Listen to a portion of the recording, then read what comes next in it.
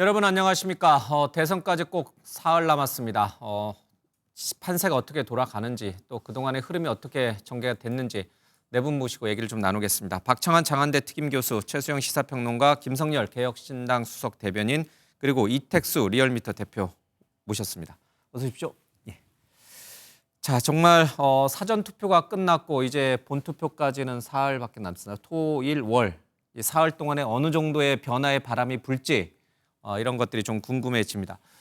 자, 그동안 선거를 향해서 치열하게 각 후보들이 뛰어왔습니다. 그리고 우리 국민 유권자는 사전 투표를 마쳤습니다. 그 모습 먼저 보겠습니다.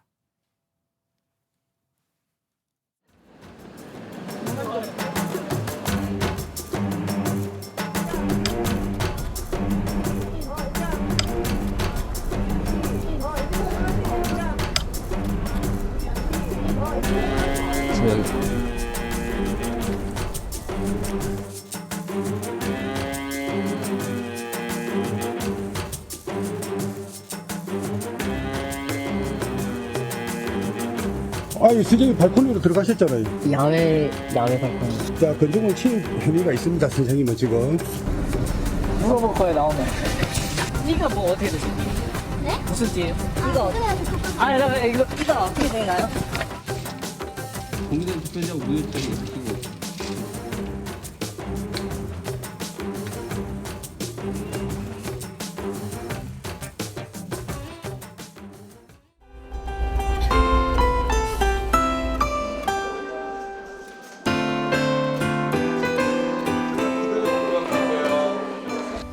투표는 우리 대한민국 주권자들의 주권을 행사하는 가장 확실한 수단입니다. 우리 청년들과 함께한 취지는 대한민국이 청년의 시대로 다시 되돌아갈 수 있게 해야 되고, 이번 대선이 그 출발점이 됐으면 좋겠다는 소망으로 함께했습니다.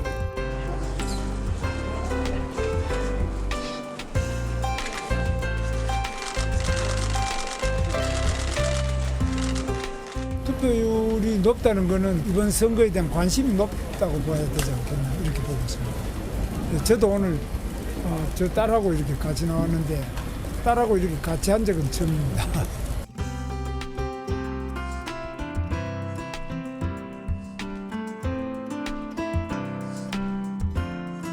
저는 동탄 이신도시를 대표하는 국회의원으로서 그런 열망을 담아서 이번에도 정치 교체, 세대 교체, 시대 교체를 이뤄내겠다는 마음으로 선거에 임하고 있습니다.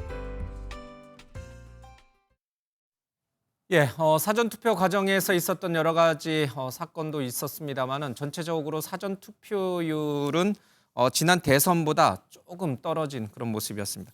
자, 이택수 대표님, 첫날 그러니까 목요일 날까지는 역대 최고였어요, 사전 투표율이. 그러나 이튿날 되면서 이제 누적으로는 지난 대선보다 좀 낮았는데 이게 어떤 이유가 있나요? 저는 사실상 거의 지난번 대선이랑 비슷한 수준이다. 왜냐하면 지난번에는 토요일이 포함이 돼 있었는데 예. 이튿날도 역시 토요일이 아니라 평일이었기 때문에 좀 제한적인, 그래서 본투표 때도 사전 투표할 분들이 일부 할 가능성이 있다라는 점에서 지난번이랑 비슷한 수준이 아닐까 싶은데, 다만 그 2007년 대선 때처럼 격차가 좀 크면 좀 투표율이 좀 떨어지잖아요. 당시에 65%였는데 예. 그래서 이제 보수층에서 혹은 국민의힘에서 좀 우려스러워하는 거는 격차가 조금 큰 채 블랙아웃 기간, 공표 보도 금지 기간이 들어갔기 때문에 좀 무력감에 의해서 투표를 안 할 가능성이 엿보이긴 하는데, 또 막판에 오차범위내 근접한 조사들도 발표됐기 때문에 예. 보수층은 아마 본투표를 많이 할 것 같고요. 그래서 투표율만 봐서는 사실 지난 20대 대선 때는 사전 투표율이 굉장히 높았는데도 또 보수 후보가 되지 않았습니까? 윤석열 후보가 됐었죠. 예. 네, 그래서 이제 투표율만 봐서는 가늠하기는 어려운데 일단 지역별로 세분화해서 보면 호남이 지난번보다 투표율이 좀 상승했고 영남이 좀 하락한 부분, 예. 이 부분은 민주당에서 좀 반색할 만한 그런 상황이긴 한데 김문수 후보가 사실 처음에는 공약으로 이 사전투표를 폐지하는 쪽 얘기를 했었는데 예. 또 본인이 사전투표를 하지 않았습니까? 그래서 약간 국민의힘 지지층에서는 좀 혼란스러운 그런 상황이었었는데 본투표는 많이 할 것 같아요. 그런 면에서는 또 보수층도 기대할 만한데 예. 일단 이것만 봐서는 사실 좀 가늠하기는 어려운 수준이 아닌가 싶습니다. 지난 대선 때는 사전 투표율이 역대 최고였지만 보수 후보인 윤석열 후보가 당선이 됐고 네. 이번에는 지난 대선보다는 사전 투표율이 좀 낮지만 그것이 누구에게 유리하고 네. 누구에게 불리하다라 예측할 수 있는 그런 네. 근거는 되지 못한다. 네, 당시에는 근데 윤석열 후보가 또 사전투표를 독려했습니다. 본인도 또 사전투표를 했었고 예. 그리고 방송인 김어준 씨가 대선 끝난 다음에 민주당이 패배한 거는 윤석열 후보가 사전투표를 본인이 했고 독려했기 때문이다라고 하면 인정을 한 적이 있거든요. 예. 그래서 그런 부분이 지난번 대선에 좀 영향을 미쳤는데 이번은 조금 혼란스럽기 때문에 보수층이 본투표 얼마나 많이 하느냐 그 부분이 관건이 될 것 같습니다. 지역별로 잠시 얘기해 주셨는데 이 호남 지역에서 이 전남 지역에서 특히 이제 사전 투표율이 상당히 좀 높은 반면에 대구, 부산을 중심으로 한 이 경북 지역, 경남 지역에서의 사전 투표율이 좀 낮습니다. 이것이 좀 국민의힘에게는 조금 불리한 요소입니까? 그렇게 예단하기는 좀 어려운 자료라고 예. 봐요. 왜냐하면 이거는 저는 투표의 경향성으로 생각을 하거든요. 그러니까 예. 기본적으로 보수 진영이 있는 지금 지역 쪽에서는 강한 지역세가 있는 곳에서는 본투표율이 높았고 그다음에 사전투표 같은 경우에는 진보적 성향이 강한 호남이 예. 늘 높았어요. 그러니까 이거는 경향성으로 보고 저는 본투표 날이 되면 상당히 보정이 될 거라고 봅니다. 총량의 합으로 놓고 본다면 예. 거의 비슷할 것 같은데 다만 저는 이제 이번에 대선이 지난번과 진영대 진영이 총결집했던 지난 대선과 달리 예. 지난 대선은 77.8%가 이렇게 투표율이 나왔을 텐데 올해는 조금 사전 투표율도 그렇고 총량으로 가도 한 75%포인트 선에서 저는 아마 투표율이 마무리되지 않을까 싶어요. 그런 예. 측면에서 지금 보수 진영에서도 투표율을 최대한 끌어올리는 게 저는 굉장히 중요한 부분이 됐다. 왜냐하면 총량에서 합을 이뤄줘야지 예. 기본적으로 제3당 후보도 있기 때문에 그런 측면에서 사전 투표율이 낮은 거에 대해서 이게 아마 국힘이 불리할 것이다. 이렇게 예. 예단하기는 어렵고 일종의 경향성으로 놓고 본다면 총합은 어느 정도 본투표율에서 다 보정될 것으로 생각이 됩니다. 예. 오늘 박근혜 전 대통령이 대구 서문시장에 갔어요. 가서 뭐 정치 얘기는 언급을 피하긴 했습니다만은 박근혜 전 대통령 자체가 대구 서문시장에 나타났다는 것 자체만으로도 김문수 후보에게는 상당한 도움이 될 것이다. 이런 이제 예측이 나오는데 이것이 낮은 투표율을 좀 끌어올리고 또 대구, 부산에서 김문수 후보 쪽이 조금 불리하고 이재명 후보 쪽이 상승세가 있다 이런 분석이 있었는데 그 흐름을 꺾을 수 있는 것인지 그런 부분도 좀 궁금해집니다. 그러니까 일정 부분 저는 가능성이 있다고 보는 게 그동안 보수 진영의 후보가 이기는 승리의 법칙이 예. TK에서 최소한 TK에서는 투표율 80에 득표율 80이었습니다. 예. 80, 80이 형성될 때는 꼭 그 승리를 거두었던 공식 법칙이 있는데 이번에 김문수 후보는 조금 뒤늦게 출발을 한 데다가 그다음에 당의 내홍을 후보 교체라는 내홍을 겪으면서 예. 사실상 보수의 진영의 총결집 내지는 표의 결집을 다 못했다 이런 지적이 있었거든요. 그래서 이재명 후보가 이걸 파고들어서 최소한 TK에서 30% 득표를 해보겠다고 굉장히 많이 방문하고 특히 고향 안동가 강조하고 그랬잖아요. 예. 그랬기 때문에 저는 마지막에 박근혜 전 대통령의 이러한 행보들이 아마 김문수 후보의 총량 80의 투표율과 득표율을 좀 견인해내는데 저는 그래도 상당 부분 좀 도움이 될 것이다. 본 투표율에서 저는 저 부분이 상당 부분 반영되지 않을까 그렇게 전망합니다.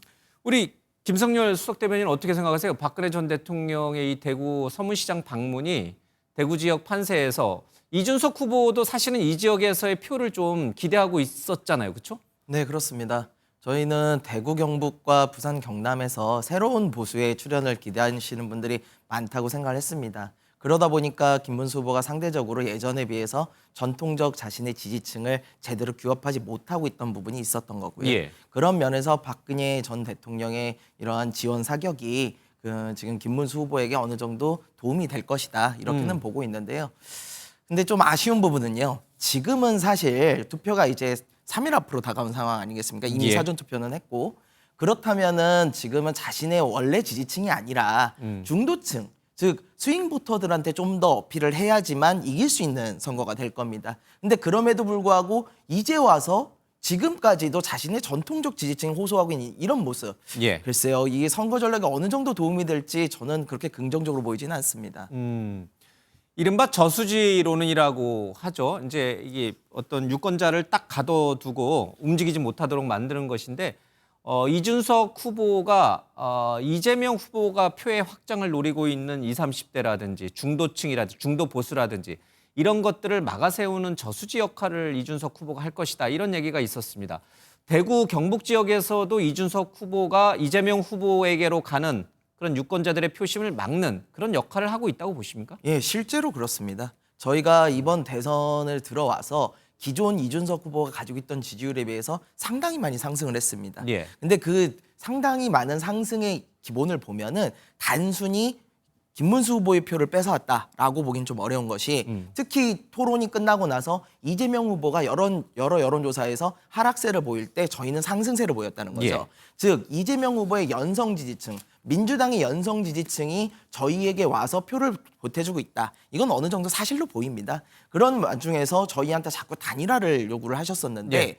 그 단일화를 하게 되면 저희한테 왔던 이 연성 지지층의 민주당 연성 지지층의 표는 다시 이재명 후보에게 회귀될 가능성이 높았어요. 예. 그래서 만약에 단일화를 하게 되면 민주당만 좋은 일이다라고 저희가 계속해서 말씀을 드렸던 상황이고 그런 면에서 저희는 민주당 좋은 단일화는 절대 없다라고 계속 말씀드린 겁니다. 알겠습니다. 이준석을 찍으면은 이재명을 도와주는 것이다. 이제 그런 얘기도 좀 있었죠. 예, 네. 준칙명. 예. 자, 이재명 후보는 글쎄요, 이런 어떤 사전 투표율이라든지 아니면은 대구 경북 지역에 표심 바람을 일으킬 수도 있는 박근혜 전 대통령의 행보 이런 거에 대해서는 어떻게 평가합니까? 일단 사전 투표율이 호남 지방에서 높았던 거는 뭐 추세적인 흐름은 맞아요. 그런데 그럼에도 불구하고 이제 지지층의 결집이라고 하는 측면에서 대비가 되는 효과가 있다고 봅니다. 이번 대선을 국민 주권의 응징이라고 국민 주권이 계엄과 내란 세력에 대한 응징 투표라고 규정을 한 바 있거든요. 그렇게 본다면 이날만 기다려왔다. 투표소 문 열자마자 정말로 가가지고 울분에 이 투표를 한 건데 그런 점에서 본다면은 호남에서의 높은 사전 투표 지지율은 민주당을 지지하고 있고 또 윤석열 정부의 탄핵을 원했던 그런 분들이 얼마나 정말로 맺힌 게 많았는지 그런 거를 보여주는 상징이기 때문에 일종의 이제 지지층의 결집, 강력한 결집의 어떤 표현이라고 하는 측면에서는 긍정적인 면이 있다고 보고요. 반면에 이제 보수 지역에서 물론 뭐 과거에도 보수 지역의 사전 투표율이 낮았지만 이번에는 또 유독 더 낮았어요. 지난번보다 TK 같은 경우에는 뭐 4%에서 8% 정도 더 낮았는데 또 이게 뭐 추세적인 경향이다라고 앞에서 말씀하셨지만 그런 측면도 있고 또 하나는 윤석열 정권과 그다음에 국민의힘의 이 공천 과정에 경선 과정에서의 이 분란들이 그리고 단일화 실패에 대한 실망감도 반영돼 있는 거 아니냐. 물론 사전 투표에 대한 그 부정선거론에 대한 영향 이런 것도 있겠지만 지지층이 온전하게 결집 못하고 있는 보수 지지층의 어떤 그 지금의 흐름을 보여준다라고 하는 측면에선 투표율이 높은 것 그리고 실질적으로 만약에 투표율이 낮아진다면 즉 본투표까지 했는데도 지난번 77.1%가 안 된다면 그거는 누가 투표를 안 한 걸까? 민주당 지지층이나 중도층이 안 한 걸까? 아니면은 보수층이 좀 덜한 걸까? 그런 측면에서 민주당에서는 지금의 그 높은 사전 투표율 이것에 대해서 긍정적 신호로 해석하고 있다 이렇게 평가를 합니다. 알겠습니다. 일각에서는 사전 투표율이 지난 대선보다 낮은 이유 여러 가지 이유 중에 하나로 이른바 이제 부정선거 의혹을 좀 꼽는 분들이 있습니다. 특히 이제 사전 투표 관련해서 거부 반응이 있고 본투표에서 하겠다 이런 분들이 보수층을 중심으로 늘어나면서 사전 투표율이 지난 대선보다 낮은 거 아니냐 이렇게 해석하는 분도 있는데 글쎄요 이런저런 사건들이 좀 있었습니다. 그것이 곧 부정선거라는 어떤 의혹이라고 하는 것을 보여준다 이렇게 말하기는 어렵습니다만은 그 사건들을 먼저 좀 짚어보고 얘기를 듣겠습니다. 실제 사전 투표를 하는 유권자 수를 헤아리고 있는데 선관위에서 발표된 사전 투표자의 수는 그것과 큰 차이가 납니다. 투표자 수와 선관위가 발표하는 투표자 수를 확인하고 있습니다. 더 이상 회피하지 마십시오. 중앙선거관리위원장이 국민 앞에 직접 진심으로 사과해야 합니다. 부정선거를 계속 주장하는 것은 대선 불복을 위한 사전 작업이자 내란 연장 시도에 불과하다 할 것입니다. 무관용 원칙으로 엄중 처벌을 요청하겠습니다. 결국에는 이런 부실한 관리가 주권자들이 선관위를 불신하게 만드는 상황이 되면 안 되지 않겠습니까? 반복되지 않도록 재발 방지에 만전을 기해 주실 것을 촉구하고 부정선거 담론이 상당히 오랜 기간 대한민국에 있었기 때문에 그래서 저는 수사기관에서 명명백히 밝혀가지고 실제 어떤 선거 관리에 부정이나 아닌 부실이 있었던 것인지 수사기관에서 이것은 지체하지 않고 빠르게 수사 결과를 오늘 중으로 예, 남편의 신분증으로 대리 투표를 한, 그러니까 이제 사위 투표라고 하는데요. 그런 경우도 좀 있었고, 그리고 투표 용지를 받고선 대기줄이 너무 기니까 점심을 먹고 와가지고 투표 용지를 갖고 원래 이제 기표소를 나가면 안 되잖아요, 그렇죠? 그런 일도 좀 있었고, 또 지역의 이 선관위 건물에 무단 침입을 해서 내가 부정선거를 감시하려고 그랬다, 이런 일도 있었습니다. 자, 이런 것들이 아직 우리나라의 선거 시스템이 불안정하다 또는 부정선거 징조다, 이렇게 볼 수 있는 겁니까? 과거부터 선거 관리 차원에서 오류는 있어 왔습니다. 그거는 이제 오류가 발견되면 개선을 하면 되는 거고요. 예. 선관위에서 조금 더 이제 철저하게 준비하고 이런 오류가 없으면 좋은데 이런 오류는 뭐 늘상 있었던 점에서, 근데 다만 저희가 여론조사를 해보면 부정선거에 대해서 믿는 분들이 어느덧 40%가 넘었어요. 특히 이제 국민의힘 지지층에서 그런 부분을 많이 믿고 있기 때문에 사전 투표를 잘 안 하게 되고 이제 본투표를 이제 하겠다는 건데, 사실 본투표 날 하루기 때문에 사정이 생기면 또 못할 수도 있는 거니까 뭐 그런 차원에서 투표를 또 저조하게 만드는 하나의 원인이 되는데, 이런 부분들은 뭐 선관위에서도 사과를 했지만 보다 더 철저하게 좀 준비를 했었어야 되는 것이 아닌가. 이 오류 자체가 특정 정당, 특정 후보한테 또 불리하게 작용할 수 있기 때문에 가장 공정해야 될 선관위에서는 좀 그런 부분 앞으로도 신경을 더 많이 써야 되지 않을까 싶습니다. 특히나 이제 부정선거 의혹이 불거졌고 그걸로 인해서 윤 전 대통령은 계엄의 이유로도 될 정도였으니까 올해 이번 선거는 더 꼼꼼하게 준비를 했어야 되는데 그런 부분 굉장히 아쉬움이 좀 있습니다. 지난 그 투표함에 이제 투표를 하기 전에 이제 봉투를 넣기 전에 이제 좀 투표함에 뭐가 있는지 점검을 해야 되는데 거기서 지난 총선에 투표용지가 나온 거, 이런 거는 좀 생각하기 어려운 실수 같아요. 누가 지난 총선 투표용지를 넣을 필요는 없는 거 아니에요, 그렇죠? 그렇죠. 사실은 이제 투표소가 우리나라에 3,560여 곳 정도, 그러니까 3,600곳이 조금 안 됩니다. 그 가운데에서 몇 군데에서 뭐 사람이 하는 일이니까 실수는 있을 수 있다고 봐요. 그런데 이제 예를 들면은 내가 행사한 한 표가 지난 총선 때 계산이 안 됐다라고 생각하면 그 유권자가 만약에 거기에 이름이 써 있었다면 얼마나 마음이 아프겠습니까? 그런 점에서 그 예전에 썼던 투표함이 그대로 나온 걸 텐데 그때 나의 투표가 주권 행사가 제대로 이루어지지 않았다라고 하는 건 대단한 실망감으로 올 수 있어요.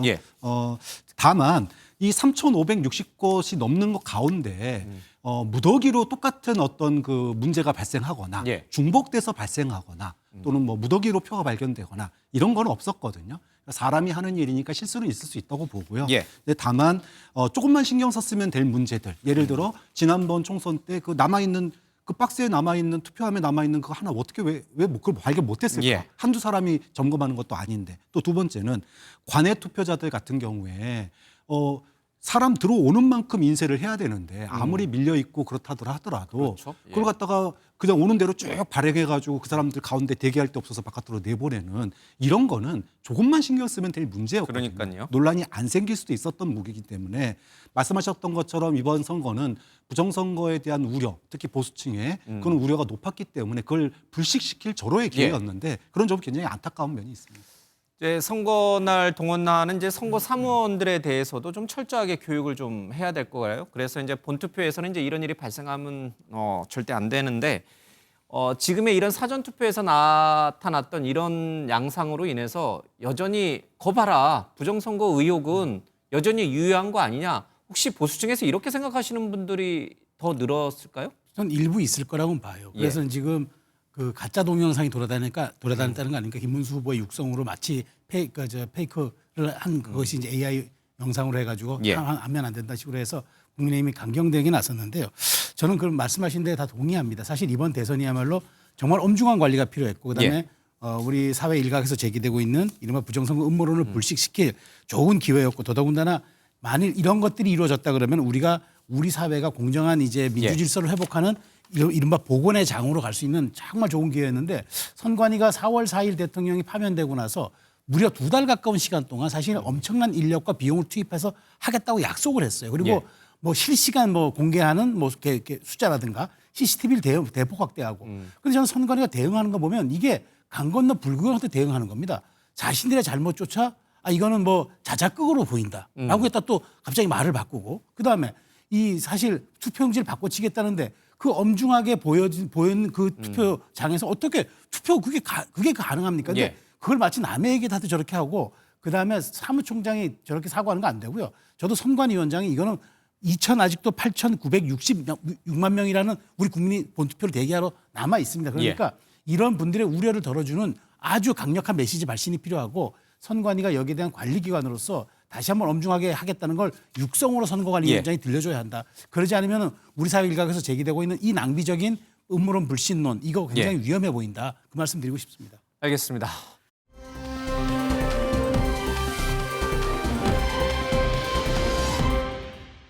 자, 사흘 앞으로 남은 본투표 그리고 요동치고 있는 선거 판세 얘기로 좀 넘어가겠습니다. 자, 이준석 개혁신당 후보의 TV 발언 후폭풍이 계속 이어지고 있고요. 여기에 유시민 씨의 발언도 더 논란을 일으키고 있습니다. 이것이 표심에 어떻게 영향을 미칠지가 궁금해집니다. 먼저 이준석 후보의 이른바 여성 비하 논란이라고 해야 되나요? 예, 성 관련된 발언 그 후폭풍부터 좀 짚어보도록 하겠습니다. 먼저 얘기를 듣고 가겠습니다. 민주당과 그 2중대, 3중대, 4중대 격에 해당하는 정당들이 저를 국회의원직에서 제명시키겠다고 합니다. 이재명 유신 독재의 출발을 알리는 서곡과도 같습니다. 이재명 후보가 만에 하나라도 집권하게 된다면 어떠한 일이 벌어질지 예고편처럼 보여주는 풍경입니다. 윤석열은 정권 잡고 나서 저를 죽이려 들더니 이재명은 정권 잡기도 전에 저를 죽이고 시작하려는 것 같습니다. 거두절미하고 말씀드리겠습니다. 저는 죽지 않습니다. 분연히 맞서 싸우겠습니다.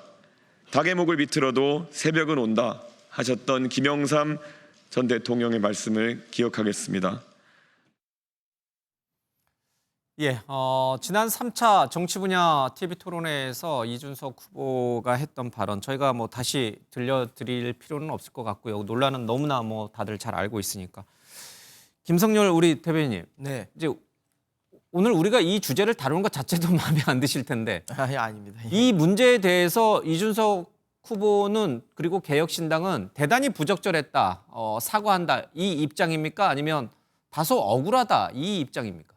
대단히 부적절했다라고 해서 후보가 직접 국민들 앞에 심심한 사과를 표한 적이 있습니다. 예. 저희 그 사과의 부분은 표현이 거칠었다, 표현이 저희가 순환을 시키고자 했지만 그러지 못한 부분에 대해서는 죄송하다라고 말씀을 드렸고 저도 방송에서 수차례 말씀을 드렸습니다. 근데 저희로서는 이해가 안 가는 부분도 분명히 있습니다. 왜냐하면 이것은 분명히 타 후보의 아드님이 발언하신 직접 작성하신 내용으로 사실이 드러났습니다. 예. 그렇다면 저희한테 똑같은 잣대를 왜 이재명 후보에겐 들이대지 않는 것입니까? 그러니까 민주당이 계속해서 내로남불이라는 이야기를 듣는 겁니다. 적어도 이재명 후보에게 입장이 어떠냐, 이것이 사실이 맞냐 물어는 봐야 될 거 아닙니까? 예. 또 물어보지는 않더라고요. 결국 이재명 후보가 뒤늦게나마 이제 자기 자식을 잘못 키웠다라고 사과는 하셨으나 예. 저희한테 국회의원 제명까지도 이야기하는 것은 이 세상에 어떤 나라에서 권력자 아들의 그런 잘못된 행태를 폭로했다고 그래서 국회의원을 제명까지 시킨답니까? 예. 저는 이것은 매우 잘못된 행태고 만약에 저것이 실제로 이루어진다면 독재 국가와 정말 다를 바가 없어질 거다 이렇게 보고 있습니다. 특정 후보의 가족사 문제라든지 개인적인 문제를 온 국민이 지켜보는 TV 토론회에서 지적하고 싶다면 표현을 좀 순화하거나 아니면은 다른 방식으로 그 문제를 부각시킬 수는 없었던가요? 꼭 그렇게 직설적이고 그런 표현을 꼭 썼어야 되는 건지. 그 부분에 대해서 저희가 TPO 문제 때문에 예. 그러니까 상황의 방식이나 아니면은 이제 그 상황이나 이런 것들에 대해서 사과를 드리는 거고요. 다만 검찰의 공소장에 보면은 이재명 후보 아드님이 어떠한 음란 댓글을 달았는지 4가지 정도가 나와 있는데요. 예. 저도 차마 여기서 옮기질 못하겠습니다. 왜냐하면 저는 태어나서 한 번도 입에 담아보지조차 못한 이야기들이거든요. 일반 국민들이 보시면 이게 무슨 욕인지도 모르실 거예요. 그렇게 심한 말을 순화를 시키다 보니까 이걸 어떻게 해야 되지 하다가 예. 발생한 문제였다. 이렇게 봐주시면 좋을 것 같습니다. 그러니까 이준석 후보가 TV 토론에서 했던 표현 자체도 나름 많이 순한 거였다. 이 입장은 그대로 유지하시는 거네요. 실제 이건 사실입니다. 공소장을 보시면 저희가 정말 순화해서 했다라는 걸 아시게 될 겁니다. 알겠습니다. 근데 왜 이렇게 국민 여론은 들끓고 왜 이런 반응들이 나오는 건가? 여성 단체에서 그렇고 국회의원들은 왜 이준석 후보에 대해서 제명까지 추진하는 건가? 정말 이쪽이 더 잘못하고 있는 건가? 순화해서 발언했다고 하는데 어떻게 네. 생각하세요? 저는 뭐 두 가지 문제점이 있다고 예. 봐요. 일단 첫 번째로는 내용에 대한 사실 여부 그때 예. 가정법을 전제로 해서 남성을 대상으로 한 표현이 여성을 대상으로 한 표현으로 바뀌었습니다. 예. 뭔가 의도가 있지 않았느냐. 팩트가 틀렸다 이런 뜻인가요? 뭐 팩트를 갖다가 비틀었다라는 거죠. 좀 더 예. 자극적이고 조금 더 마치 이제 여성에 대한 뭔가를 한 것처럼 이렇게 이제 그리고 그걸 갖다가 지금 현재 우리가 이제 방송에서나 뭐 예를 들어 극단적 선택을 했을 때 예. 특정 단어를 아예 방송에서 못 쓰게 합니다. 그리고 성범죄 같은 경우에는 그 상황을 갖다가 묘사조차 못하게 해요. 예. 그거는 시청자에 대한 또는 유권자에 대한 존중의 의미가 있는 거거든요. 그런데 그런 점에 있어서 그 표현을 그대로 이제 예. 그것이 정말로 했는지 가정법으로 비틀어 가지고 이렇다면이라고 얘기를 한 건데 그 이렇다면이라고 한 게 마치 그런 것처럼 그러니까 일종의 낙인 효과가 첫 번째 있는 거고요. 두 번째로는 그걸 그대로 그 전달함으로 인해서 듣는 사람으로 하여금 굉장히 불쾌하고 예. 그리고 뭐라 그럴까요? 그 불쾌함뿐만 아니라 그것에 대해서 상상하게 만드는. 그래서 무방비 상태로 있다가 마치 얻어맞은 듯한 느낌을 예. 받았다는 거예요. 그리고 가장 중요한 부분은 이걸 당사자한테 물어봐야 됩니다. 예를 들면 그 가족인 이재명 후보한테 물어봐야 되는데 이재명 후보에게 묻지 않았어요. 민노당 후보에게 물어봤는데 민노당 후보에게 이런 거 비판해야 마땅하죠. 자, 비판하세요. 여기서 지금 비판에 돌 안 던지면 당신은 위선자고 당신은 공범이야. 마치 이런 듯한 느낌이었습니다. 그래서 갈라쳐가지고 정말로 이준석 후보가 성범죄에 대한 표현 자체도 옮긴 것도 문제지만 갈라치기를 통해서 여기에서 돌 안 던지는 사람은 다 위선자인 것처럼 얘기하는 것도 특유의 그 갈라치기 발언이었고 그것이 이준석 후보가 지난 대선 때 이재명 후보의 가족 관련 욕설을 갖다가 대선 운동에 쓰면 안 된다라고 얘기했던 사유 중에 하나가 예. 유권자에 대한 존중이었고 정치의 품격이었거든요. 그런데 이준석 후보가 3년 만에 본인이 후보로 나와서 정치의 품격과 유권자에 대한 존중은 하나도 없이 예. 오로지 폭로를 통해서 자신의 어떤 정치적인 이득만 노린 예. 이런 과정이었기 때문에 의도도 그리고 국민들 듣기에도 안 좋았고 예. 그리고 보기에도 안 좋았다. 이렇기 때문에 그것에 대해서 이거는 국민들이 기대했던 최소한의 정치인에 대한 기대감이 무너졌기 때문에 그것에 대한 실망감 예. 그리고 분노가 터져 나오는 거 아닌가 이렇게 봅니다. 알겠습니다. 이준석 후보가 TV 토론에서 한 발언이 논란이 되자 사실 왜 처음에는 내가 뭘 잘못했느냐 나는 오히려 순화해서 얘기했다. 본질은 이재명 후보의 그 아들 문제가 좀 더 부각이 되고 민주당 쪽에서 이재명 후보 쪽에서 좀 더 해명을 해야 되는 게 더 본질이다. 이제 이런 입장이었는데 그 이후로는 뭐 사과한다, 뭐 제 부찰이다 이런 식으로 이제 글쎄요 입장이 바뀌었다고 볼 수도 있을 것 같고 뭐 그대로 그 유지됐다라고도 볼 수 있을 것 같은데 이택수 대표님 네. 이준석 후보가 그래도 몇 번 거듭 사과를 하는 스탠스로 바뀐 거는 그만큼 여론이 좋지 않다라는 것을 인정하는 건가요? 그럴 가능성이 크다고 봅니다. 예. 저도 궁금해서 이준석 캠프 관계자분들 몇 분하고 통화를 했는데 현장 분위기가 물론 좋아하는 반기는 분들도 계시지만 비판적인 목소리를 내는 분들이 과거에는 굉장히 적었었는데 조금 거친 비판들이 있다 보니까 유세 현장에서. 네, 유세 현장 분위기도 체감상 좀 좋지 않았던 부분이 있었기 때문에 사과할 수밖에 없었던 것 같고요. 또 각 당에서 싱크탱크가 있고 여론조사를 또 수행을 할 텐데 예. 사실 10%에서 15%까지 넘는 수준으로 기대를 했을 거 아닙니까? 그런 차원에서 보다 이재명 대표 후보하고 이제 각을 세우면서 김문수 이재명 대결 구도가 아니라 이준석 이재명 대결 구도로 가려고 조금 형식면에서 예. 좀 세게 얘기를 한 것 같은데 그게 국민들이 받아들이기에는 굉장히 부담스럽고 어려운 표현의 수위였기 때문에 아마 싱크탱크에서 혹은 뭐 외주를 준 여론조사에서 좀 제한적인 결과들이 나왔을 가능성이 있다. 그래서 뭐 현장 분위기 그다음에 여론조사 이런 걸 감안해서 아마 사과하지 않았을까 싶습니다. 지금 여론조사 보도가 이제 공표가 금지돼 있는 기간이어서 여론의 추이가 어떻게 변하는지 그리고 이준석 후보의 이 발언이 여론조사에 그러니까 지지율 변화에 어떻게 영향을 줬는지 저희가 이제 네. 공표는 못해요. 발표를 할 수는 없는데 여론조사 전문가시니까 네. 선거를 일주일도 채 남기지 않은 상황에서 터진 이 이준석 후보의 발언은 실제 선거 결과에 어느 정도 영향을 줄 거라고 보십니까? 과거에 뭐 선거 성격을 규정하는 혹은 예. 뭐 또 단일화가 이루어지거나 아니면 단일화가 철회되거나 뭐 이런 정도의 어떤 변동성이 생긴다면 뭐 한 3%포인트 안팎 변화되는 경우도 있었고요. 빅 이벤트가 있을 때는 네. 3%포인트 정도가 왔다 갔다 할 수 있다. 네네. 예. 예, 뭐 지금 뭐 잠시 후 또 언급이 되겠습니다만 유시민 작가님의 예. 얘기도 있었고 이준석 후보의 이런 발언 때문에 워낙 논란이 많았었기 때문에 아마 여론조사에서 한 1~2% 정도의 등락은 분명히 있었을 겁니다. 이준석 후보의 발언 네, 때문에. 네. 예. 아마 이준석 후보의 지지율이 빠졌다면 이제 김문수 후보 쪽으로 옮겨갔을 가능성도 있고 아니면 또 일부는 부동층으로 가거나 뭐 예. 이런 변동성이 있는데 그 사안에서 그 파괴력으로 봤을 때 뭐 3%포인트 안팎까지 왔다 갔다 할 정도까지는 안 돼 보이고요. 그래도 1~2%포인트에 따라서 10% 보전 기준이 되는 예. 득표를 할 수 있을 것이냐. 이거는 또 중요한 부분이기 때문에 거기에 대해서 이제 이준석 후보가 좀 민감하게 받아들이고 사과를 한 것이 아닌가 싶습니다. 반박을 좀 먼저 듣고 국민의힘 쪽 얘기를 좀 동의하세요? 1~2%포인트 정도 이준석 후보가 쉽게 말해서 표를 뺏겼다, 잃었다. 뺏겼다라고 표현이 좀 부적절한 것 같고 잃었다, 스스로 놓쳤다. 근데 그 부분에 대해서는 지금 여론조사 공표 금지 기간이다 보니까 저희가 정확한 팩트를 알기는 좀 어렵습니다. 다만 확장세가 충분히 올라오고 있었거든요. 저희가 예. 굉장히 무섭게 상승을 하고 있다가 잠시 주춤할 수는 있겠다. 주춤. 예, 그 정도의 생각은 하고 있습니다.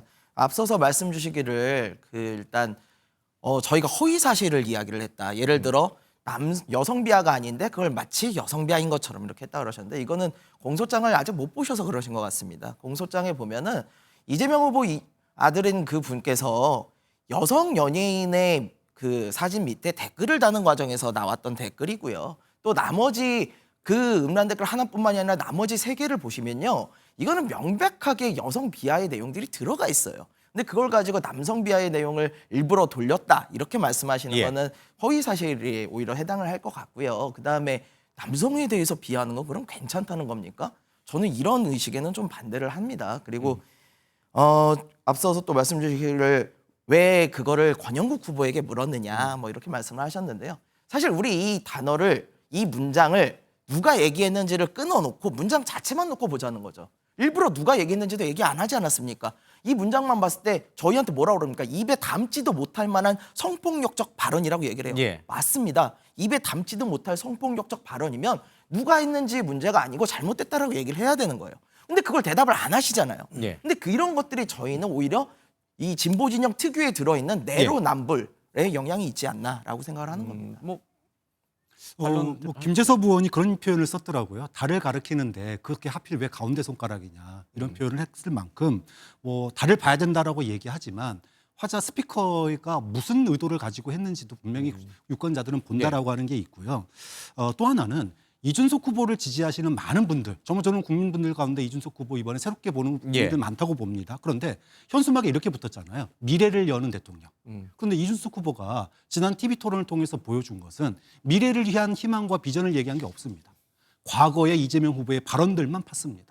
이재명 후보의 과거의 소위 말해서 의혹들만 팠습니다. 그러면 미래를 여는 대통령으로서 이준석 하면 뭐가 떠올라야 되냐면은 미래, 새로움 이런 게 떠올라야 되는데 지난 TV 토론을 통해서 해로움과 과거를 파는 사람이라고 하는 네거티브와 과거 이것만 기억에 남았어요. 그렇게 되면 이준석 후보가 앞으로 정치를 갖다가 오래 하실 텐데 이런 데 있어가지고 이준석 후보에게 기대를 걸었던 분들이 대단한 실망감으로 작용하는 그런 계기로 작용했기 때문에 지지율에 영향이 있을 수 있다 이렇게 평가를 하는 거예요. 알겠습니다.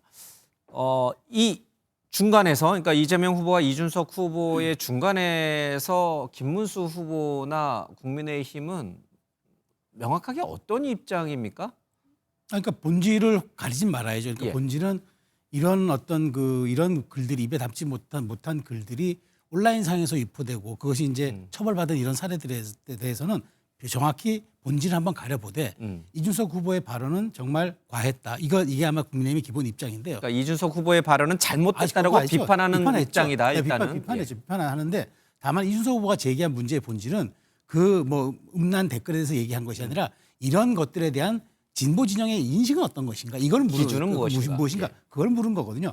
여기에 대한 대답은 이제 당사자들이 하면 좀 될 일이라 보는데 다만 이게 지금 선거에 미치는 영향이 저는 국민의힘 입장에서는 한 두 가지 기류가 있는 것 같아요. 예. 첫 번째는 유리하다고 보는 기류는 일단 이렇게 된 이상 그 이준석 후보의 어떤 말하자면 추격세 지금 올라온다 상승세라고 말씀하셨는데 그 기세가 꺾였기 때문에 잘못하면은 야, 이준석 후보에게 주는 표는 정말 사표가 된다. 그러니까 밴드웨건 효과. 그러니까 즉 우리가 지금 깃발 들고 나가고 있는 주력 부대니까 우리에게 표를 줌으로써 이재명 후보를 좀 견제할 수 있도록 해달라. 아니면 우리가 이길 수 있도록 해달라. 이런 캠페인의 기조를 전환하는 데는 이게 유리한 국면인데 예. 그런데 또 불리한 국면은 뭐가 있냐면은 이게 지금 선거 막판에 불거짐으로써 이재명 대 김문수의 구도가 아니라 이재명 대 이준석의 지금 구도가 선명하게 비춰진다는 거예요. 예. 국민들은 이 프레임 자체에서 보는 구도가 이게 왜 우리 후보는 김문수 후보는 보수 진영 입장에서는 김문수 후보는 왜 안 보이지라고 할 수가 있어서 서로에게 이건 제가 보기에 굉장히 유리한 이슈일 수도 예. 있고 불리한 이슈도 일 수 있는데 이게 이슈의 유불리를 떠나서 국민의힘 입장에서는 이 부분을 마지막 남은 3일 캠페인에 어떻게 우리 쪽으로 끌어올 수 있는 그런 예. 좀 말하자면 전략을 구사해야 되는가 요 지점에 기로에 서 있는 거는 분명해 보입니다. 이미 사전 투표가 끝났기 때문에 김문수, 이준석 두 후보 간의 후보 단일화 문제는 사실상 물 건너갔다고 이제 봐야 되는 상황인데 그럼에도 불구하고 여전히 국민의힘은 이준석 후보를 끌어안으면서 그 표를 가져와야겠다. 그래서 이준석 후보에게 아주 매섭게 비판하지 못하는 그런 측면도 있습니까? 있죠. 그런 측면도 있고 그다음에 어쨌든 이준석 후보와 그 김문수 후보가 이재명 후보라는 주적, 그러니까 예. 타겟을 선명하고 하게 했기 때문에 동맹과 연대의 관계는 충분히 되는 거고 일단 국민의힘 대표를 지냈으니까 범보수 진영의 일환이고 또 이번 선거 캠페인에 나서면서 예. 나는 보수의 적장자라고 또 얘기를 했단 말이죠. 그렇기 때문에 그런 부분들은 같이 할 수 있고 그다음에 지금 아무리 그래도 두 사람의 그 이런 과정들을 듣고 국민들이 지금 말하자면 범보수의 확장이라는 것으로 볼 수가 보수의 분할하기보다는 보수의 확장으로도 볼 수가 있는 측면이 있기 때문에 저는 제가 보기에 국민의힘에서 그렇게 자극하지 않을 겁니다. 다만 아까 어떤 식으로 말씀드린 쪽으로 이거를 캠페인 전략으로 예. 어떤 식을 밴드웨건을 택할 것이냐 아니면은 구도에서 조금 빠지더라도 다른 것으로 소구할 것이냐 이 점을 한번 고민해 볼 지점이라고 봅니다. 알겠습니다. 이준석 후보의 발언 자체는 발언 당사자인 이준석 후보에게 글쎄요. 마이너스인지는 모르겠습니다만은 플러스 되는 요인은 없다. 이제 이렇게 네. 보시는군요. 그렇다면 이준석 후보의 발언으로 사람들이 이재명 후보에 대해서 또 김문수 후보가 1, 2차, 3차 토론회에서 계속 이제 가정사 문제를 얘기를 하지 않았습니까? 뭐 형님 얘기도 그렇고요.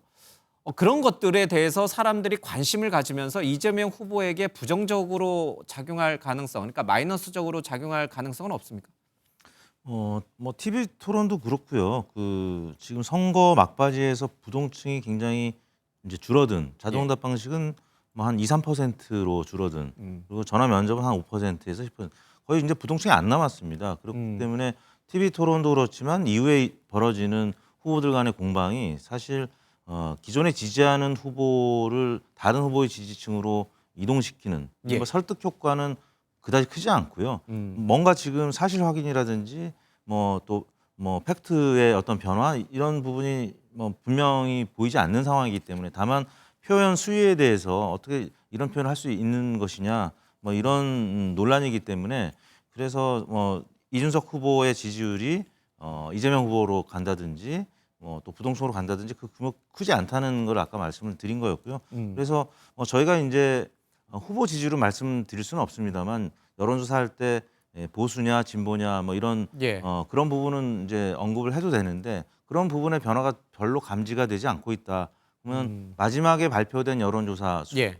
그 흐름이 아직까지는 그대로 흘러가고 있는 듯한 그런 느낌의 여론 동향을 지금 볼 예. 수가 있거든요.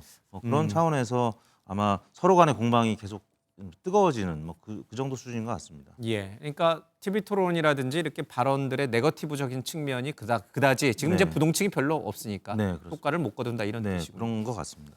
이재명 후보가 이거 내가 자식을 잘못 키운 내 잘못이다라고 언급을 했는데 이 정도면 충분히 해명하고 넘어간 겁니까? 아니면 좀 더 해명을 해야 되는 겁니까?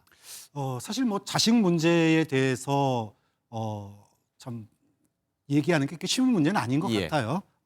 이게 사실은 3년 전에 그 자녀의 도박 문제, 인터넷 도박 문제가 그 예. 당시 대선 때도 당시 대선에 논란이 됐었고 그것의 재판 결과가 작년 10월에 나온 거거든요. 그리고 그 내용 중에 일부가 이번에 이제 예. 밝혔다기보다는 이제 흘러나온 건데 저는 뭐 이재명 후보가 그렇다고 해서 우리 아들이 뭐 500만 원 벌금 받았어요. 그렇다고 뭐 동네방네 떠들고 다니면서 그럴 수는 없는 거예요. 아니겠습니까? 그런 점에서 인지상정의 면은 있다고 보고 문제가 되었을 때 즉각 사과하는 그런 모습은 당연한 거다 이렇게 보고요. 사과를 하고 그리고 대신에 없는 건 만들지 말아야 된다라고 얘기한 것도 뭐 선거를 하고 있는 입장에서는 뭐 너무나 당연한 이야기 아닐까 싶어요. 그러니까 적절했다. 그러니까 저 정도 수위면 적절하다. 그러니까 내 잘못이다. 그러나 없는 걸 있는 것처럼 만들지 말아. 이렇게 딱 두 마디 하는 거 정도면 충분하다. 뭐 예를 들어 우리 대변인께서 TV 토론이 아니라 대변인께서 이러이러한 것들에 대해서 사과해야 되는 거 아니냐라고 만약에 기자회견을 열었다면 민주당에서도 공식적으로 거기에 대한 후보의 사과가 길게 있었을 텐데 TV 토론에서의 그런 반응에 대해서는 뭐 어떻게 순간적으로 알겠습니다. 정말로 그런 상황이기 때문에 짧게 넘어가는 수밖에 없었다. 그런 점에서 문제 제기 방식이 좀 더 일반적인 방식이었다라면 여기까지 안 왔을 거다라고 생각합니다. 알겠습니다. 뭐 저 정도 사과와 저 정도 자식 키운 내 잘못이다라고 하는 정도면 충분하다라고 하는 혹시 반론하실 생각 있으세요? 예. 물론 사과를 하는 거는 다행이라고 생각합니다. 예, 기존에 뭐 커피 원가라든가 호텔 경제학이라든가 거북선 관련해서는 한 번 사과도 안 하셨는데 그나마 이거는 사과를 해주셔서 다행이라고 보고요. 다만 이재명 후보께서는 저 정도 얘기한 것도 충분한 사과가 되고 저희는 수차례 나가가지고 정말 심심한 사과임에도 아직 사과하지 않았다라고 얘기하는 프레임 이거는 정말 잘못됐다고 생각합니다. 이거 역시 내로남불의 영향이 아닌가라는 생각을 합니다. 알겠습니다. 자, 또 하나 선거를 앞두고 이 발언이 논란이 됐는데 뭐 이분은 글쎄요, 뭐 민주당 소속 당원은 아니지만 진보 진영을 대표하는 농객이다 보니까 그 선거에 미치는 후폭풍이 또 만만치 않은 것 같습니다. 자, 유시민 씨의 얘기입니다. 좀 듣고 가겠습니다. 김문수 씨가 학출 노동자, 대학생 출신 노동자로서 찐 노동자하고 혼인한 거예요. 김문수 씨는 너무 훌륭한 사람이에요. 설란영 씨가 생각하기에는. 나하고는 균형이 안 맞을 정도로 대단한 사람이에요. 원래부터. 그런 남자와의 혼인을 통해서 내가 조금 더 고양되었고 국회의원 사모님이 됐잖아. 남편을 더욱 우러러보겠죠. 경기도지사 사모님이 됐어요. 더더욱 우러러보겠죠. 그런데 이제 대통령 후보까지 됐어요. 원래 본인이 감당할 수 없는 자리에 온 거예요. 이 유력한 정당의 대통령 후보 배우자라는 자리가 이 설란영 씨의 인생에서는 거기 갈 수 없는 자리예요. 영부인이 될 수도 있는 거예요. 그러니까 제정신이 아니다 그런 뜻이죠. 자, 제정신이 아니다. 그러니까 김문수 후보의 부인인 설란영 씨가 제정신이 아니다. 이 발언이 상당한 정치적 폭풍을 가져옵니다. 이 문제에 대해서 우리 김문수 후보가의 입장이 또 있기는 합니다만은 그 전에 먼저 이 발언의 맥락을 먼저 좀 살펴봐야 될 것 같습니다. 김어준 씨의 질문이 있었고 그렇죠, 네. 이제 유시민 씨가 답변을 하는 과정에서 나왔는데 그 질문의 요지는 이렇습니다. 설란영 씨도 공장 노동자였고 노동운동을 해왔던 분인데 왜 남편이 노동자 문제라든지 노동 문제와 관련해서 저런 입장을 취하는 거에 대해서 제대로 못하느냐라고 하는 그런 이제 질문의 맥락이 있었고 거기에 대해서 남편을 뭐 학력이 높고 뭐 그러면서 우러러 보면서 이제 제정신이 아닌 상태로 갔다. 이제 이게 이제 전체 맥락인데 자, 그런 맥락 속에서 유시민 씨의 발언은 우리 유권자들이, 우리 국민이, 우리 여성이, 우리 노동자들이 충분히 공감할 수 있는 수준입니까? 아니면 절대 공감하기 어려운 수준입니까? 이거는 뭐 절대를 떠나서 유시민 씨가 갖고 있는 허위 의식과 위선 의식이 저는 공개된 장소에서 입을 통해 반로가 된 걸로 봐요. 이거 가장 중요한 문제는 한 4가지가 있습니다. 일단 사회적 약자에 대한 비하와 멸시가 담겨 있습니다. 약자잖아요. 그러니까 공장 노동자라고 우리 과거에 정말 이건 뭐 다 지나간 이야기니까 공순이 공돌이 이런 식으로 관용구처럼 불렀잖아요. 그게 그렇지 않고 그게 이제 소년 소녀 가장처럼 돼가지고 산업 근대화 역군까지 됐다고 많이 얘기하는데 여기에 대한 비하와 멸시가 있죠. 두 번째가 기혼 여성의 지위는 남편에 의해서 결정된다라고 하는 여성 비하죠. 그다음에 또 하나는 노동자는 유력한 정당 후보의 배우자가 될 수 없다라는 노동자의 계층 자체를 또 무시하고 멸시하는 거죠. 마지막으로 김문수 후보는 대학생 출신, 이른바 학출이라고 그러고 찐 노동자, 여고를 나와서 노동 현장에 왔다고 이른바 이건 갈라치기고 저학력 무시잖아요. 이 4가지가 저는 가장 담겨 있는 거 본다고 보는데 저는 더더군다나 여기서 가장 큰 문제는 이런 게 진보 진영의 내재된 인식이라는 거죠. 근데 이게 이제 말하자면 선거 막판에 오니까 사실상의 솔직한 마음이 드러나는 거죠. 과거 조국 그때 당시 그 대표가 뭐라 했습니까? 아니면 우리 아들 딸들 말고 가재, 붕어, 개구리도 살아도 예. 되는 그런 나라가 좋다고 하면서 자신의 아들들은 특혜를 줬잖아요. 그것으로 인해서 문재인 정권이 무너졌습니다. 예. 그러니까 저는 이런 발언들이 이번 선거의 본질을 일깨워주고 있다. 그러니까 이번 선거의 본질은 뭐 탄핵 세력 심판이라고 하는데 이미 윤석열 대통령은 파면되었고, 자 그럼 5년을 맡길 대통령의 배출하는 진영과 집단이 예. 과연 이런 허위의식과 위선에 사로잡힌 진영이어야 되는가. 물론 민주당원은 아닙니다만은 진보 진영을 대표하는 스피커이기 유시민 때문에 씨는 수차례 이재명 후보에 대한 지지를 선언했죠. 언급했죠. 그러니까 그런 측면에서 저는 이 발언이 마지막 중도층, 아까 이택수 대표님은 얼마 많이 남아있질 않을 거라고 얘기했는데, 이 발언은 저는 보수층은 더 단결시키고 중도층은 완전하게 이완되는 그런 효과를 가져올 거라고 생각이 듭니다. 개혁신당 입장까지 좀 듣고 저는 상당히 충격적입니다. 어떻게 저렇게까지 망가지셨는지라는 생각이 들 정도예요. 본인이 감당할 수 없는 자리, 그럼 영부인이라는 건 뭐 왕후장상의 씨가 따로 있다는 겁니까? 그러니까 저 앞에서 말씀 주셨듯이 지금 유시민 전 장관의 저런 발언과 의식은 조국 전 장관과의 그 가재붕어 개구리 이야기와 연장선상에서 있다고 봐요. 그러니까 어차피 영부인이나 이런 거 될 사람들은 다 고관 대작들에서 높은 사람들만 될 수 있는 거니 너희는 평생 그냥 가재붕어 개구리로 살아라. 예. 이 얼마나 진짜 진부하고 저급한 계급의식입니까? 이런 거를 가지고 있으니 사다리 걷어차기란 이야기가 나오는 거고, 실제로 노력해서 얼마든지 대통령이 될 수 있는 나라, 그런 나라를 만드는 것이 진보 진영의 목적 아니겠습니까? 예. 근데 어떻게 이런 이야기를 하실 수 있는지. 그리고 지금 민주당 뭐라 그럽니까? 저희 인사 아니다라고 지금 변명을 하고 계세요. 그리고 뭐 여성단체에서 이거에 대해서 이건 여성비하다, 혐오 발언이다 얘기를 했더니 그 여성단체까지 몰려가가지고 민주당 지지자들이 엄청 공격을 하고 계시단 말이에요. 근데 지나가는 사람한테 한번 물어보십시오. 유시민 작가가 그럼 민주당인지 국민의힘인지? 그럼 다 아시는 내용을 가지고 자꾸 우리는 안 했다. 저희한테 제명을 한다고 해놓고도 우리는 제명안 발표 안 했다. 이게 무슨 위선입니까? 저는 이런 식의 반응, 오히려 사과를 하고 잘못된 걸 좀 인정을 하고 나가야 된다고 생각을 합니다. 그러니까 유시민 씨가 직접 해명을 하긴 했습니다만은, 그러니까 설란영 씨가 노동운동을 하고 그런 분으로서 남편이 잘못된 길을 가면은 직언을 하는, 그러니까 쉽게 말하면 이제 집안에서 야당 역할을 하는 그런 역할을 해야 되는데 그런 역할을 하지 못하는 이유가 뭔가라는 김어준 씨의 질문에 이제 그런 어떤 결혼 이후에 여러 가지 이제 과정 속에서 남편을 우러러만 보는 그런 상황이 됐다. 그걸 이제 제정신이 아니다라고 이제 표현한 거거든요.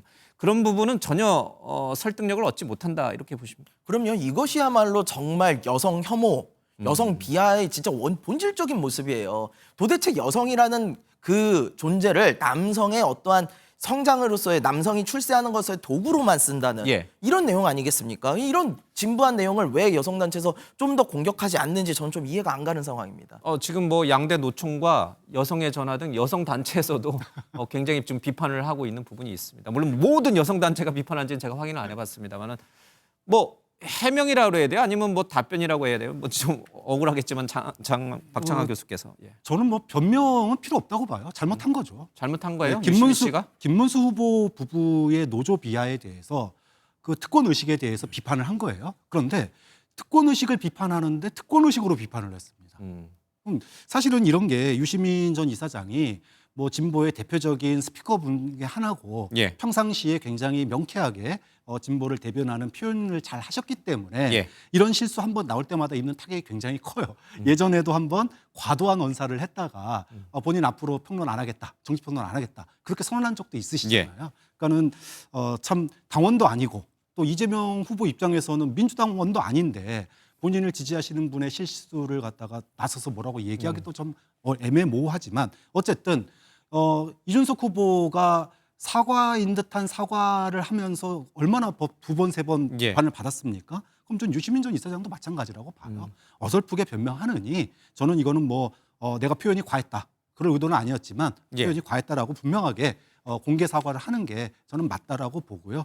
뭐 잘못된 부분은 잘못된 부분이라고 보고 이것을 진보 진영의 뭐 전체의 위선이다 이렇게 얘기하시는 것도 저는 그것도 과잉이다 이렇게 말씀드리겠습니다. 알겠습니다.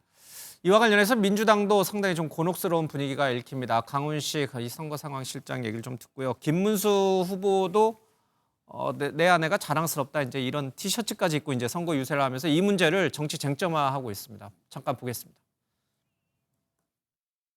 저희가 특정인의 발언에 대해서 말씀드리기보다는 선대위는 물론 모든 민주진보 스피커들의 발언에 신중을 기해야 되겠다고 저희는 알려드리고 있습니다. 말 한마디가 누군가에게 상처가 되거나 또는 그걸로 인해서 여러 가지 정성들이 물거품이 될 것이라는 걱정과 경계를 가지고 이후에도 임할 것이라는 말씀드립니다.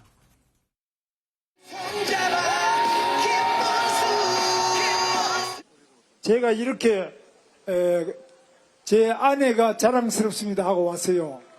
아내 보고 사람들이 웨딩드레스도 한 번 못 입었나 이래가지고 웨딩드레스는 뭐가 필요하냐고 제 아내가 우리 둘이 이렇게 잘 살면 됐지 자기는 아무 상관이 없대요.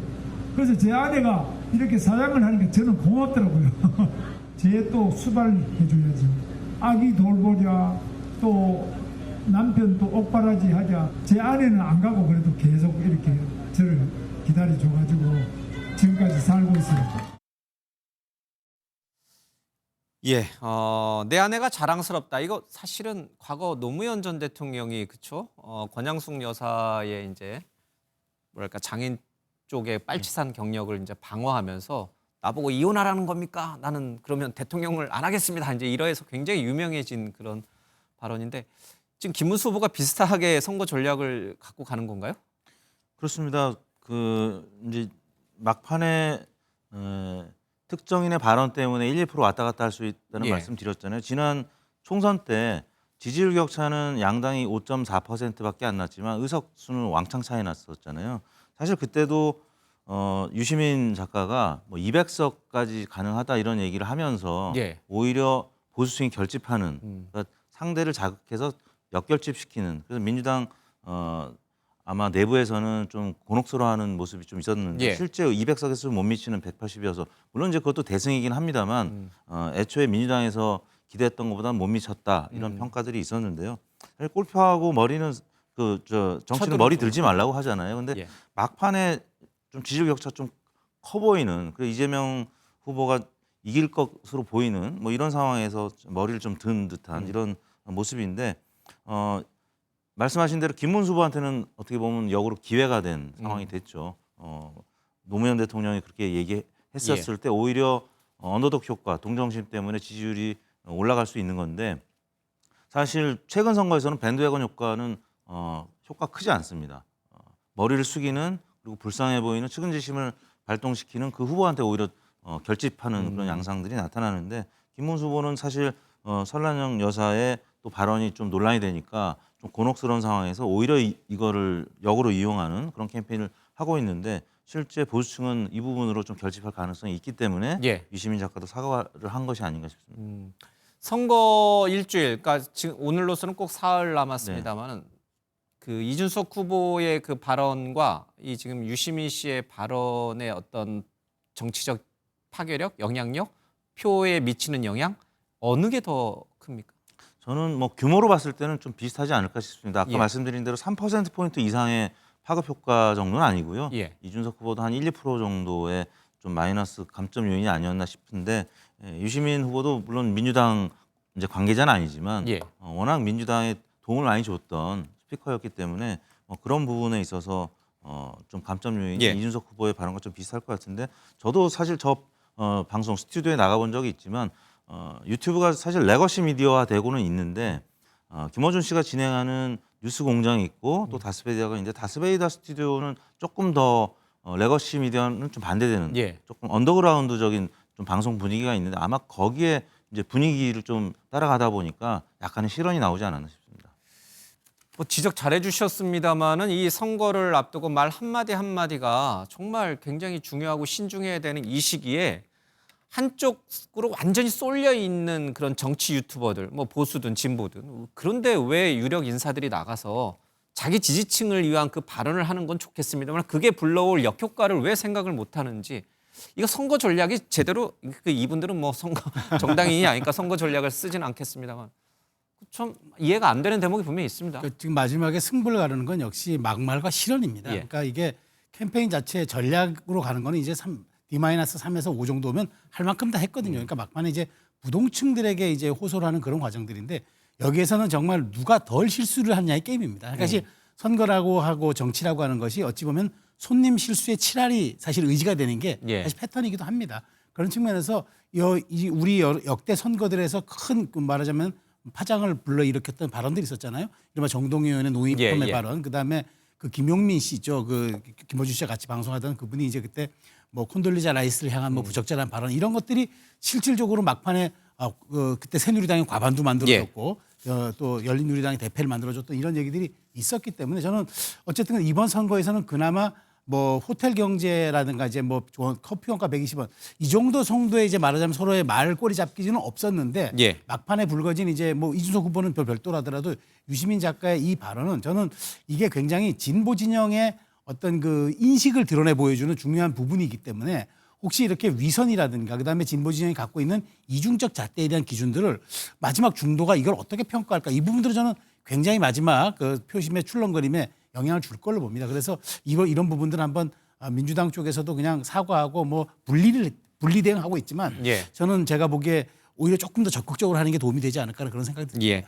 이게 이재명 후보에게 유효타가 되려면은 어떤 이슈로 집중되는 모양새가 좀 필요하거든요. 근데 최근에는 지난 TV 토론을 통해서 이재명 후보의 가족 문제, 가족 검증 논란 사실은 여기로 집중이 됐으면 이재명 후보도 상당히 곤란한 그런 측면들이 있었어요. 충분한 뭐 사과가 됐느냐 질문도 마찬가지 맥락인 거고요. 그런데 사실은 이제 그게 이준석 후보의 이제 과잉 표현 논란, 그 다음에 유시민 씨의 이런 그 소위 잘못된 표현 논란 이런 것들로 조금 뭐라 그럴까요? 전선이 좀 분산 이슈가 분산되는 느낌이거든요. 이렇게 이슈가 분산돼 버리게 되면 소위 말해서 국민이 투표하는 건 유시민 씨에게 투표하는 게 아니잖아요. 그러니까 이재명 후보에게 투표를 하는데 이재명 후보의 표를 가져오기 위한 그런 유효적인 전략이 조금은 이준석 후보나 또는 유시민 씨 이런 식으로 지금 분산이 되고 있기 때문에 이 효과가 3일 남겨둔 이 상황에서 과연 클 수 있겠느냐 이런 것들을 분석하시는 분도 계시더라고요. 그러니까 이제 유시민 씨는 김문수 후보하고 뭐 같이 학생 운동하고 이쪽은 또 노동 운동을 해서 같은 시기를 보냈고 뭐 경기지사 때 이제 대결하긴 했습니다만 설란영 씨하고 유시민 씨도 잘 아는 사이고 윤희숙 지금 이제 여의도 국민의힘 여의도 연구원장도 뭐 비슷한 시기에 유시민 씨랑 같은 생활을 했기 때문에 어제 동지였던 분들이 지금 이렇게 입에 올리기 힘든 내용들로 싸우고 있다는 게 잘 이해는 안 되는 측면이 분명히 있습니다. 그렇습니다. 사실 좀 보면서 아니 저렇게 우리 사회가 그렇게 한때 동지였던 사람들이 그렇게 이렇게 갈라서는가? 정치가 이렇게 비정한가? 아니 그래서 제가 이런 말이 있습니다. 그러니까 전쟁이 끝나면 전우는 뭉치지만 혁명이 끝나면 동지는 갈라선다고 하는데 저는 그 말이 맞는 것 같다는 생각이 들어요. 혁명이 끝났고 동지는 갈라서는 것 같습니다. 이 새 정부가 어느 쪽이 됐든 새 정부가 출범하면 정치 양극화가 왜 생기냐? 정치 양극화 해소 방안도 이제 우리 정치 분야 TV 토론의 주제로 올라왔습니다만 이 정치 양극화를 부추기고 있는 양 극단에 있는 정치 유튜버들 그리고 그런데 주로 출연하고 있는 양 당의 관계자들 이런 분들에 대해서 뭔가 좀 변화의 조치나 변화의 바람이 좀 불었으면 좋겠어요. 근데 뭐 거기에 출연하시는 분들을 비판하거나 그 시스템을 비판하기보다 그렇게까지는 할 필요는 그것을 없겠습니다. 갖다가 조장하는 소위 양극화를 조장하는 혐오 정치를 조장하는 그 정치가 더 본질이라고 봐요. 혐오 정치를 정치인들이 조장을 하니까 거기에 소위 말해서 이익 구조를 가지고 편승하는 시스템이 나온 거 아니냐. 그런 점에서는 정치가 이번 대선을 통해서 조금 더 이념과 진영을 넘어서는 그런 모습들을 좀 더 많이 보여줬으면 하는 바람입니다. 저는 정치인이 좀 더 책임을 져야 된다라고 보는 입장입니다. 그러니까 말씀하신 그런 유튜브들이나 이런 건 사실 확증 편향이라는 알고리즘에 묶여 있어요. 즉 그 내용을 민주당 지지자가 보시는 분들은 계속해서 같은 내용을 반복해서 봐요. 그러면 극단적인 내용들이 들어가면 그거에 대해서 무비판적으로 받아들일 가능성이 높아지죠. 근데 그런 거를 뻔히 굉장히 사실 확인이 안 된 극단적 주장임을 알면서도 정치인들이 나가서 얘기하는 경우가 상당히 많단 말이에요. 지금 유시민 씨의 경우도요. 사실 2012년 경기도지사 재선 때 김문수 지사 재선 때 둘이 토론을 나갔을 때 제가 현장에 있었습니다. 예. 전 김문수 지사 캠퍼로 있었는데 그때만 해도요 이런 식의 막말하지 않았어요. 토론 끝나고 나서 두 분이서 화해하고 다 이런 게 가능했던 정치였다고요. 지금은 전혀 달라지지 않았습니다. 예. 막말이 횡행합니다. 그러니까 이런 정치 양극화에 대해서는 전 누구보다 정치인들이 책임을 좀 지고 좀 바꿔나가야 된다 이렇게 생각을 하고 있습니다. 예. 닭이 먼저인지 달걀이 먼저인지는 잘 모르겠습니다만은 정치 양극화를 누가 부추기는 것이 정치인들이 부추기는 것인지 아니면 이런 정치 유튜버 같은 극단적인 미디어들이 부추기는 것인지 예 어쨌든 새 정부에서는 이 문제를 좀 깊게 고민해서 해결책을 해소 방안을 좀 찾았으면 좋겠다 이런 생각이 듭니다. 자 이재명 후보가 글쎄 이게 이재명 후보가 뭐 대통령이 된다는 보장은 없는데 용산이 아닌 청와대로 간다 이제 이런 얘기가 흘러가는 것 같습니다. 그러면은 김문수 후보라든지 이준석 후보는 그러면 집권을 했을 경우에 어떻게 하겠다는 것인지 그 생각은 아직 좀 발표가 좀 안 된 것 같습니다. 잠깐 그 얘기를 다뤄보겠습니다. 지금 청와대가 제일 좋아요. 아주 오래 썼고 상징성도 있고 문화적 가치도 있고 거기를 안 쓸 이유가 없어요. 안보 문제도 그렇고 거기가 최적입니다. 근데 그 나왔잖아요. 그난 추술적인 이유가 제일 컸을 거로 추측이 되는데 보안이 심각해요. 도청 문제나 경호 문제나 좀 심각합니다. 완전히 노출돼 있잖아요. 아파트 숲에 둘러싸여 있어요. 좀 입 다물고 조심해서 하다가 귓속말로 하다가 쓰든지 이렇게 하다가 최대한 빨리 청와대를 고수하고 그리고 가야죠. 그리고 저는 이거 청사 이런 거 가지고 돈 쓰는 거 진짜 아까워요. 예, 이재명 후보는 이제 용산, 그러니까 집무실은 용산을 당분간 쓸 수밖에 없죠. 그러나 이제 빨리 수리를 해서 청와대로 가고 관저는 지금 한남동 관저는 안 들어가겠죠, 당연히 그렇죠. 예, 뭐 성남에 있는 본 자기 집으로 간다 이런 얘기도 좀 있긴 합니다. 뭐 용산에 다시 들어갈 일은 없죠. 김문수 후보도 그렇고 이준석 후보도 그렇고. 아니, 그러니까 당분간 용산을 당선되면 그러니까 해야죠. 써야지만 써야지만 그 이후에 생각을 해보겠다고 김문수 후보는 얘기를 했죠. 예, 그러니까 계속 용산 집무실을 쓸지 할지는 아마 그 재임하는 동안 생각해보고 판단하겠다. 그렇게 이준석 후보는요? 저희는 용산에서 가능한 짧게 있을 거고요. 그거야 뭐 현실적인 문제니까 그렇고 바로 세종으로 옮겨가지고 국가 수도에 분산을 해서 지방 분권을 좀 하고자 하려고 합니다. 예, 그러니까 이제 뭐 급작스럽게 추진된 그 대선이었기 때문에 뭐 집무실을 또 급하게 또 만들 수는 없으니까 일단 용산을 쓰면서 이제 각각 대하는데 이제 청와대는 이미 국민에게 개방돼 있잖아요. 그걸 이제 개보수하고 다시 출입을 통제해야 되는데 혹시 거기에 따르는 어떤 반발 또는 그것을 개방하기 위해서 쏟아부었던 어떤 세금들 결국은 이제 그게 낭비가 되는 건데 그런 부분도 고려를 한 겁니까? 이제 그러니까 용산을 계속 쓰는 거는 이재명 후보뿐만 아니라 다른 모든 후보들도 반대를 하고 있습니다. 그러니까 그거는 뭐 이재명 후보만 얘기하는 건 아니에요. 그만큼 용산 대통령실이 가지고 있는 국민들에 대한 부정적인 이미지, 국민 통합에 저해되는 요소 분명합니다. 그런데 또 새로운 곳으로 옮긴다고 했을 경우에는 그 비용이 만만치가 않죠. 그 비용이 가장 최소화되는 게 소위 말해서 헌법 개정에서 세종시 가기 전까지는 그 비용을 가장 최소화할 수 있는 게 이사만 하면 될 수 있는 그리고 보완적인 조치만 조금 더 하면 되는 그리고 실제로 그 뭐 외빈 만찬이나 이런 거 여전히 다 청와대에서 열리고 있거든요. 그런 측면에서 청와대로 그 단기간 동안에 이전하는 거는 뭐 가장 불가피하고 현실적인 부분이다 이렇게 얘기할 수밖에 없는 거 같아요. 그러니까 저는 사실 청와대 한 2년 반 근무를 해봤습니다. 그렇기 때문에 사실 지금도 영빈관을 사용하고 있고 말씀하신 것처럼 그래서 김문수 후보도 이제 뭐 용산이라고 먼저 얘기는 하고 있지만 아마 장기적으로 청와대를 고려할 걸로 봅니다. 그러니까 청와대에 사실 보안 벙커라는 데가 있는데 최적화돼 있습니다. 아직은 거긴 개방하지 않았습니다. 그렇기 때문에 거기는 그대로 쓰면 되고 나중에 지금도 뭐 대통령 집무실이라든가 비서동 정도만 관광객들에게 투어하던 식으로 이렇게 가는 거지. 그 금방 개보수하고 통신망 보완하고 그다음에 일종의 거기 군사시설 뒤에 북악산 쪽에 있는 거 조금 보완하면은 제가 보기에 뭐 그렇게 많은 시간 걸리지 않을 수 있어서 저는 어쨌든 모든 후보들이 아마 청와대가 지금 그 말을 일부러 꺼내면은 벌써부터 당선된 이후 생각하느냐라고 하는 비난 때문에 말은 급하게 못하지만 아마 다 장기적으로는 이 부분에 대해서는 대부분 동의할 거라고 봅니다. 어쨌든 결과적으로 세 후보 모두 용산에 길게 오래 있을 생각은 없다 이런 뜻 같은데 그러면 이건 누가 책임져야 됩니까? 용산으로 대통령 집무실을 이전하면서 들어갔던 뭐 수백억입니까? 수천억입니까? 이 돈은 누가 책임져야 됩니까?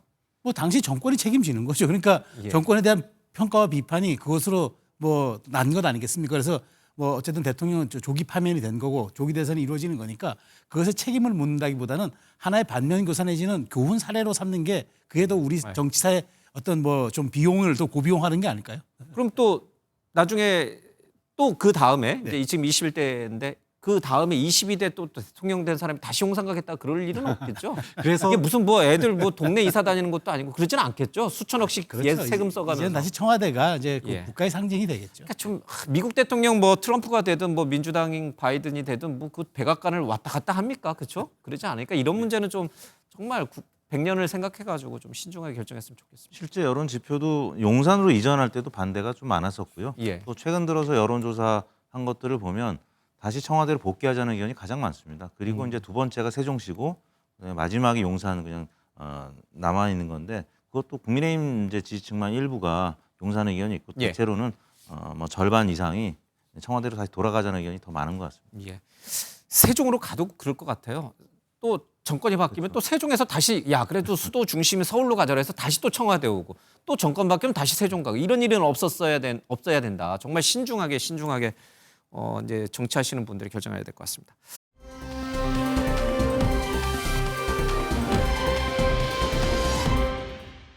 자, 선거가 사흘 남았습니다.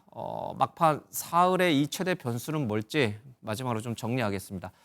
일단 후보 단일화 얘기가 이번 주에 좀 있었는데 글쎄요, 이 후보 단일화는 이제 끝났다, 물 건너갔다라고 사실상 봐야죠. 이제 어렵다고 봐야 되는데 그래도 본투표 하루 전날 가능성이 있다라는 설이 여전히 돌고 있기 때문에 예. 지금은 뭐 여러 정치인들 혹은 방송인들의 설화도 있겠지만 가장 관심의 대상은 그래도 마지막으로 단일화 가능성이 여전히 남아 있다. 그 부분이 그러니까 6월 3일 날 대선인데 하루 전날 예. 월요일 날 단일화 될 수도 있다라는 설들이 돌고 있기 때문에 그 부분이 아직도 변수로 남아 있다고 봐야 됩니다.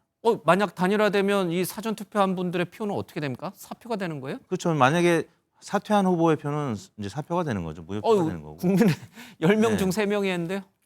그렇습니다. 근데 과거에 그 경기도지사 선거 때 예. 심상정 후보가 이제 막판에 사퇴를 하면서 사표 처리가 됐었죠. 이제 그때처럼 그때는 많지는 않았지만 혹은 이준석 후보라든지 혹은 뭐 김문수 후보 누가 될지 모르겠. 한 명이 사퇴한다라고 하면 사표의 크기가 크기 때문에 국민들의 이제 무력감이나 예. 뭐 좀 당황스러운 그 크기는 커질 거라고 봐야 되겠죠. 예. 가만있어. 이 키를 누가 갖고 있나요? 이 개혁신당에서 갖고 있나요? 아니면 국민의힘에서 갖고 있나요? 합니까? 안 합니까? 단일화. 글쎄요, 단일화의 키라고 얘기할 것도 없는 게 저희는 단일화를 한 번도 꿈꿔본 적이 없습니다.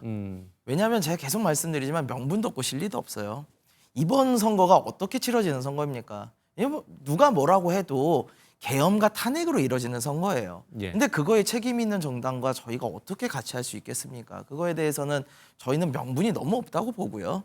실리적으로도 아까 계속 말씀드렸지만 이거를 하게 되면 오히려 민주당 이재명 후보는 좋아지게 됩니다. 예. 그래서 자꾸 이재명 후보와 뭐 김민석 의원이라든가 이런 분들이 아직까지도 단일화를 할 거다라고 이제 바램을 말씀하시는데요. 이 바램이 지나치면 망상이 되는 겁니다. 그래서 그렇게 하시면 안 되고 지금 같으면요. 어떨 정도로 하실 거냐면 아마 투표 날도 개표 직전까지 단일화 이야기를 하실지 않을까 싶어요. 선거 전략이군요, 일종의. 예, 그렇죠. 그러니까 저희를 가둬놓으려고 하는 건데요. 이런 식의 선거 전략은 좀 저희가 보기엔 좀 비열하다고 보입니다. 그래서 단일화를 안 하는 거에 대해서는 저희가 계속해서 말씀을 드리는 만큼 이제 국민들께서 좀 오해를 걷어주셨으면 합니다. 그러니까 이재명 후보로의 표심 자극을 위한 선거 전략이다 이렇게 개혁신당은 보는데 국민의힘은 그런 게 아니고 진짜로 하고 싶은 마음이 좀 있는 거 아닌가요? 그러니까 그런 마음도 실제 있겠고요. 또 하나 뭐가 있냐면 단일화라는 말을 지금 여기에서 이제 드랍하는 순간 말하자면은 그 많은 국민들이 이 선거에 대한 어떤 그 자괴감 혹은 열패감 포기를 할까봐 저는 아마 전략적으로도 끝까지 단일화의 가능성을 높여 나가는데 다만 이거는 이제 그러니까 한 표라도 더 달라. 그러니까 우리가 단일화가 설령 끝까지 안 되더라도 단일화가 안 되는 만큼이라도 국민 여러분께서 더 와서 국민의힘의 유력 후보를 지지해줘야 이재명 후보를 견제하지 않느냐라고 얘기를 하는 일종의 저도 전략이라고 봐요. 그렇지 않으면은 무려 지금 이틀간 투표한 우리 국민의 숫자가 1,542만 명입니다. 그러니까요. 1,542만 명의 표에 그러면 단일화 안 한 후보의 표는 다 날아간다는 건데 국민주권주의에도 이게 조금 좀 문제가 되지 않을까요? 상당한 논란이 그러니까 이제 이렇게 되면은 정말 이준석 후보의 새 정치도 그러니까 말하자면 누구로 될지 몰라도 그다음에 김문수 후보가 한다 그래도 사실상 이거보다는 그래서 저는 가능성보다는 마지막까지 보수 유권자들에 대한 총출동 차원에서 총참여 차원에서 계속적으로 김문수 후보는 뭐 지극정성으로 노력을 들이고 있는 이런 모습으로 저는 해석하는 게 맞다고 봅니다. 보수층의 더 결집을 그렇죠. 위해서 네. 전략적으로 네. 이제 단일화 이슈를 계속 가져가는 거다. 그렇습니다. 그러니까 그럼 국민의힘도 사실은 단일화 이슈를 선거 전략, 그러니까 김문수 후보로의 선거 전략 때문에 계속 언급하는 아니 진정성도 사실 있긴 하죠. 그렇게 해주면 고맙긴 한데 그거는 뭐 이준석 후보가 판단하는 문제니까 강요할 수는 없는 거겠죠. 실제로는 가능성 네, 없지만 네. 그 표 전략을 위해서 이렇게 하고 있다. 네. 그러니까 민주당도 같은 위치라 이 상황인 거죠. 그러니까 표 전략 때문에 뭐 표전략보다 진보층의 결집을 더 강화하기 위해서. 그동안에 국민의힘의 후보가 몇 번 바뀌었습니까? 꺼진 불도 다시 보자. 만약의 경우 정말 본투표 전날 저녁에 바뀐 적은 없어요. 예, 뭐. 최종적으로 한덕수 후보가 된 적은 없으니까. 네. 예. 그래서 꺼진 불도 다시 보자 차원인 것 같고요. 예. 결국은 지지층이 조금이라도 방심하는 걸 막겠다. 만약에 정말 깜짝 쇼처럼 본투표 전날 단일화 선언을 하게 된다면 보수층의 대거 투표장 집결, 결집 이런 상황도 대비를 해야 되는 거거든요. 그런 차원에서 지지층의 이완을 갖다가 막기 위한 끊임없는 경고 그리고 혹시 모를 상황에 대한 대비 이렇게 이해하시면 됩니다. 알겠습니다. 선거란 정치란 참 묘합니다. 그러니까 이제 안 될 걸 뻔히 다들 알면서 조금 더 이렇게 표를 가져오기 위해서 안 될 걸 알면서도 자꾸 얘기하고 그걸로 국민을 현혹시키고 유권자를 현혹시키고 그런 선거 전략을 쓰는 것 같습니다.